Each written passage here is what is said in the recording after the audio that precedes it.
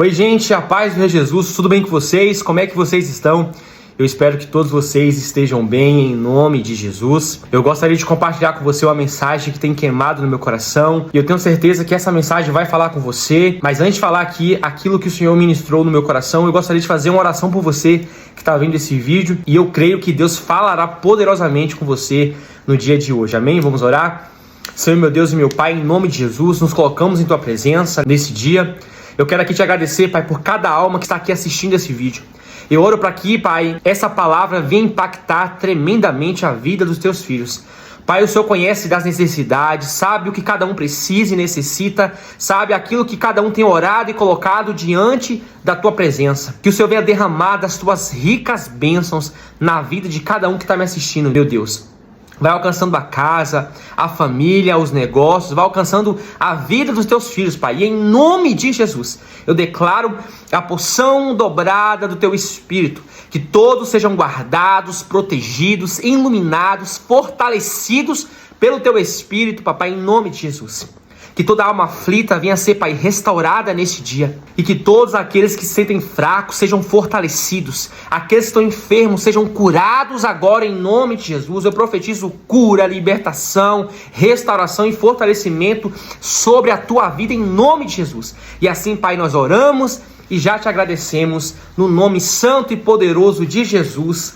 Amém. Bom, gente, esses dias o Senhor ministrou uma palavra muito forte no meu coração. E o tema dessa mensagem é amadureça a sua mentalidade. E enquanto eu li a palavra do Senhor essa semana, o Senhor falava fortemente sobre isso. Da necessidade de que eu e você tenhamos uma mente madura para entender os processos e as maneiras e formas que o Senhor trabalha na nossa vida. Às vezes o Senhor está agindo, nós não estamos entendendo. E pela imaturidade que nós estamos vivendo e da vida imatura que temos diante do Senhor, passamos a não compreender o agir do Senhor e, consequentemente, não aceitar aquilo que o Senhor está fazendo para cada um de nós. E uma das coisas que o Senhor tem falado muito comigo é que muitos de nós não aceitamos o não que muitas das vezes o Senhor libera sobre as nossas vidas. Às vezes nós temos pedido ao Senhor, orado, feito propósitos para que o Senhor responda ou nos dê um direcionamento sobre algo que nós estamos vivendo ou enfrentando.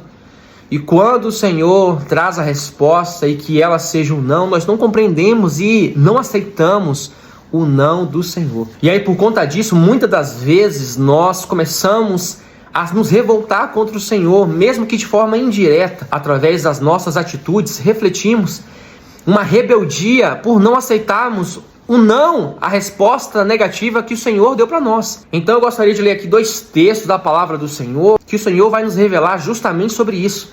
De que muitas das vezes o não dele não é uma limitação ou uma atitude dele para pôr fim à minha e à tua liberdade. O não do Senhor é uma segurança para as nossas vidas. O não do Senhor é uma limitação para que eu e você não corramos perigo, não venhamos correr diretamente a um precipício que nós, pela nossa imaturidade, como eu disse aqui, ou pela nossa falta de discernimento espiritual, não estamos vendo o precipício à nossa frente. E aí, por não entender o não do Senhor, a gente acaba enfrentando guerras, desertos desnecessários, porque nós não ouvimos a resposta dele. Nós não aceitamos de antemão o não que ele decretou sobre as nossas vidas. Um dos exemplos claros aqui, que é o primeiro texto que eu quero discutir com você, está lá em Gênesis, no capítulo 2, entre os versículos 16 e 17, quando Deus ele dá uma ordem a Adão e diz a ele: ó Adão, de todos os frutos aqui do jardim, você pode comer livremente, pode desfrutar livremente de todas as frutas que estão aqui no jardim, mas de uma você não vai comer, que é a da árvore do fruto do bem e do mal, porque certamente quando você comer do fruto dessa árvore, você vai morrer. E aí as pessoas, quando lê esse texto, tendo um entendimento errado, que o não que Deus liberou sobre Adão naquele momento, para que ele não viesse comer daquele fruto, fosse um limite à liberdade que ele mesmo havia liberado sobre a vida de Adão. Mas quando Deus decreta para que Adão não comesse daquele fruto, Deus estava preservando a vida de Adão, mantendo-o seguro no jardim. E foi justamente sobre este não que Deus liberou sobre a vida de Adão que Satanás vem e convence a Eva a comer daquele fruto, porque usou do não do Senhor como um argumento para dizer que Deus estava mentindo, que Deus estava impedindo com que eles desfrutassem de todo o jardim, de todo o conhecimento que havia naquele lugar. E aí nós sabemos que por conta deles obedecerem a Satanás e não a Deus, de não obedecerem o decreto e a ordenança que Deus havia liberado sobre eles, eles comem daquele fruto. Nós sabemos a consequência do comer daquele fruto, que é o pecado. Ele entra no mundo e o homem passa agora a não ser mais imortal como Deus o havia criado. O homem perde a imagem perfeita que havia sido formado por Deus. E aí o homem cai. E por conta da queda do homem, o pecado entra no mundo, a morte entra no mundo. E a partir daí toda a humanidade ia desfrutar de tudo que de ruim passaria a entrar no mundo por conta do homem não ter obedecido, não ter ido até o limite que Deus havia imposto sobre ele, por conta de não ter aceitado o não do Senhor ao dizer: você não vai comer daquele fruto. E é assim sobre as nossas vidas. Às vezes nós temos desejado coisas para nós e aos nossos olhos não vai fazer nenhum mal para nós. No nosso entendimento, ou na nossa falta de entendimento, ou na nossa imaturidade espiritual, a gente acha que é uma coisa boba, que não vai fazer nenhuma diferença na nossa vida. Só que Deus está vendo além do presente. Deus sabe as consequências que a gente tomando essa atitude, ou pegando isso, ou realizando isso, o que isso vai trazer sobre cada um de nós. E aí ele vem e diz para nós: ó, não ultrapasse esse limite, não faça isso, não tome essa atitude. Só que aí muitos de nós não aceitam o não de Deus. Não pense você que isso é incomum. Nossa, é muito comum nós tratarmos de pessoas, orarmos por pessoas que estão desfrutando de todas as consequências de não ter ouvido o não do Senhor. E elas mesmas confessam: olha, o Senhor disse para eu não fazer, o Senhor disse para eu não ir, o Senhor disse para eu não comprar. Enfim, o Senhor me avisou para eu não tomar essa atitude, mas pela minha incredulidade, pela minha imaturidade, pela minha rebeldia, eu quis fazer a minha vontade, realizar o meu desejo. E hoje eu vejo o quão inconsequente eu fui.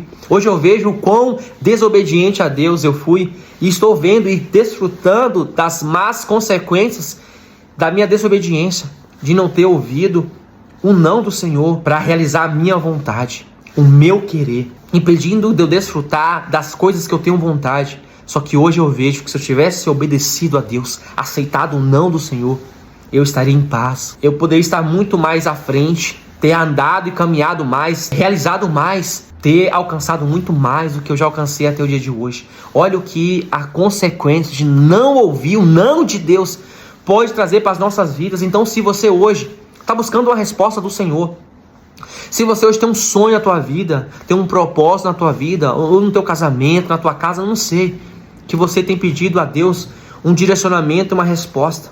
Meu irmão, se Deus te responder e dizer: não vá, não entre, não tome essa atitude, o meu conselho é: obedeça ao não do Senhor. Não tome as próprias rédeas da tua vida. O Senhor Jesus mesmo disse em sua palavra, ensinando através de Paulo, que nós não vivemos mais para nós, mas é Cristo, é Ele que vive em nós. E quando nós decretamos isso, que é Cristo que vive em nós, o nosso querer, a nossa vontade, o nosso livre-arbítrio não pode mais existir. As nossas vontades não podem sobressair a vontade de Deus.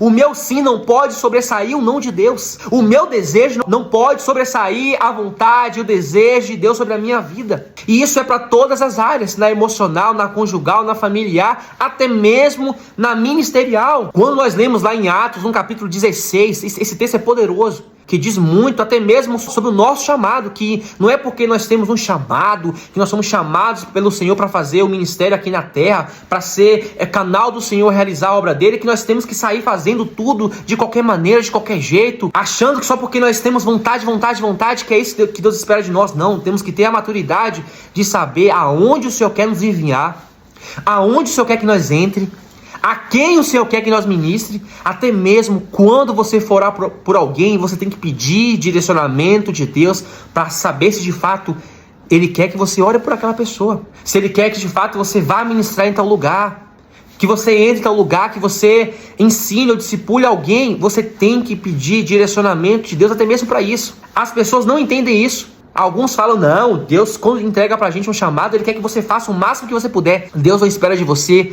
o máximo que você pode fazer com o chamado que Ele entregou na sua mão. O que Deus espera é a qualidade que você faz com o chamado que Ele entregou sobre você, que Ele derramou sobre você. Deus não está em busca de quantidade, mas de qualidade. Então, como eu disse em Atos 16, Paulo tá louco para ir pregar na Ásia. Já passou pela Frígia, já passou pela Galácia, e ele quer ir para a Ásia ministrar na Ásia. Era um desejo que ele tinha, a vontade dele como ministro do evangelho de entrar na Ásia. Porque ele sabia das limitações, das dificuldades, como o evangelho não estava sendo pregado lá.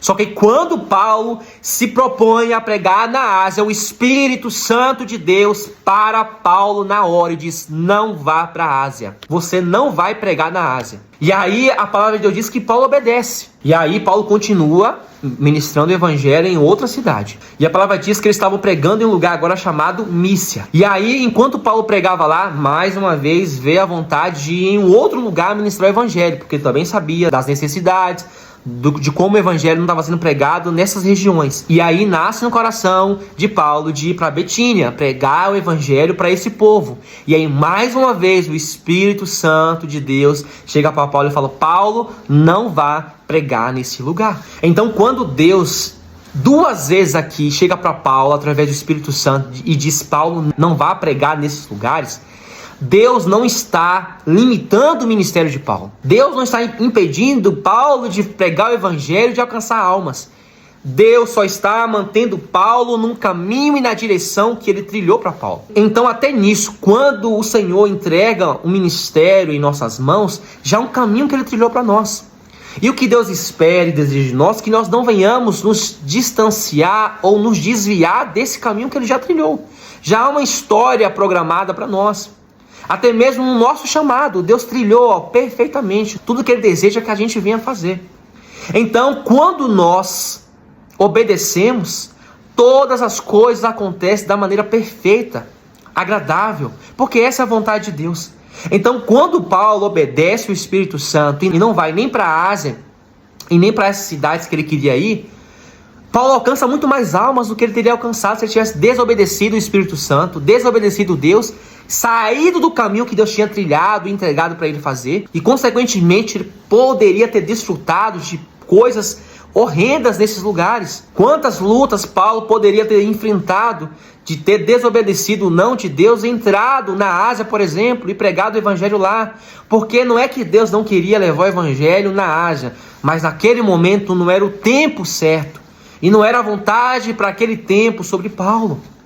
Então, em tudo na tua vida, seja em qualquer área, até mesmo ministerial, seja na familiar, na conjugal, na emocional, peça direcionamento ao Espírito Santo. Da mesma maneira que o Espírito Santo instruiu Paulo, direcionou Paulo aonde Paulo deveria ir, aonde Paulo não deveria ir, é assim conosco. E acima disso é que nós também tenhamos a mente madura, a mentalidade renovada de aceitar o não do Senhor. Quando ele dizer não, é que não. Não é uma limitação, não é tirando a nossa liberdade, nem a minha, nem a sua. É entendendo que aquela vontade é a boa para nós.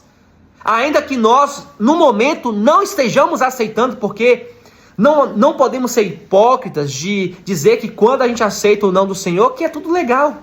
Às vezes dói, às vezes fere, às vezes nos chateia, mas quando nós estamos no caminho certo, quando nós servimos de verdade, com o coração reto ao Senhor, ainda que doa ouvir o não do Senhor, nós temos na mentalidade: eu compreendo que aquilo que é melhor para mim, e eu aceito, eu obedeço, porque eu sei que aquilo que os meus olhos não estão contemplando, já que eu não tenho a visão do meu futuro, o Senhor está vendo, o Senhor já tem o conhecimento, e Ele sabe o que é melhor para mim.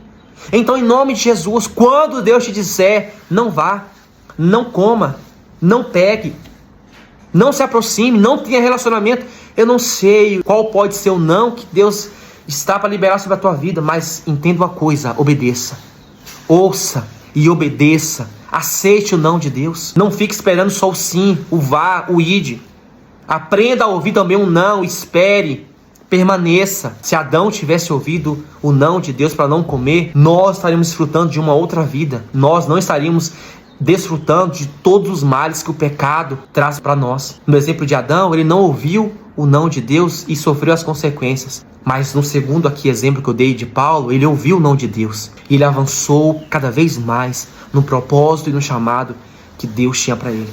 Então está nas tuas mãos hoje ouvir, aceitar ou desobedecer e usufruir de tudo que de mal pode acontecer com a tua desobediência. Então, em nome de Jesus, que através dessa palavra você entenda: o não de Deus não é limitação, não é para tirar a tua liberdade, o teu livre-arbítrio, mas é para te manter seguro, protegido, guardado e no propósito e no caminho que Deus tem para a tua vida. O não de Deus nos mantém seguro para que nós não venhamos desviar do chamado dele. Não pense você que o desviar é só sair da presença, só sair da casa do Pai. Às vezes você pode estar dentro da casa, está desviado, sem perceber. Porque a partir do momento que você sai do caminho que Deus trilhou para a tua vida, para o teu casamento, para o teu chamado, você se encontra em um desvio. E aí não tem como depois você falar para Deus que você fez tanto, tanto e tanto, que Ele vai dizer para você: eu não te pedi isso. Não foi isso que eu liberei sobre você. Não foi esse o chamado que eu trilhei para você. Não foram essas atividades que eu pedi para você fazer e realizar. Não foi para tal lugar que eu queria que você fosse, era para outro, mas você não me obedeceu. Você se desviou do meu propósito. Cuidado. Cuidado por não obedecer a Deus, porque você pode entrar em um deserto que pode te matar, que pode acabar com o teu chamado, acabar com o teu casamento, acabar com tua intimidade com Deus. Esteja preparado para ouvir o sim, mas também o não de Deus, entendendo que ambas as respostas é o melhor que Ele tem para nós, seja um sim ou um não. Que a nossa maturidade esteja preparada, que a nossa mente esteja sempre preparada para entender que seja qual for a resposta, mesmo que o não, que isso é o melhor para nós naquele momento. Amém? E que esse vídeo edifique a tua fé em nome de Jesus. Um beijo no coração e até a próxima.